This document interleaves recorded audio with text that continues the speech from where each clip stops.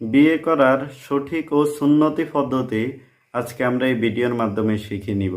সর্বপ্রথম বর ও কনে উভয় পক্ষের লোকজন বসে বিয়ের সকল বিষয় চূড়ান্ত হওয়ার পরে এরপরে কাবিন এবং মহর, কাবিন বা মহর যেটাই বলেন, চূড়ান্ত করে নিবে আগে থেকে, যাতে করে বিয়ের মজলিসে এগুলি নিয়ে ঝামেলা করতে না হয়।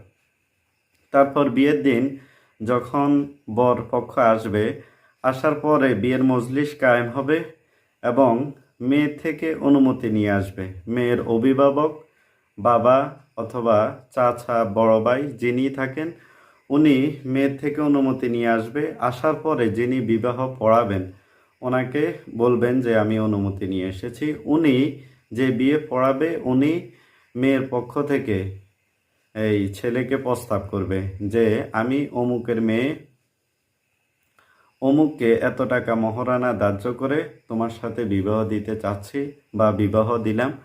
তদুত্তরে ছেলে বলবে যে আমি এই উক্ত শর্ত মেনে, অর্থাৎ উক্ত কাবিন সহ আমি উক্ত বিবাহ কবুল করিলাম। অথবা যদি শুধু বলে যে আমি বিবাহ কবুল করিলাম, তাহলে বিবাহ সম্পন্ন হয়ে যাবে।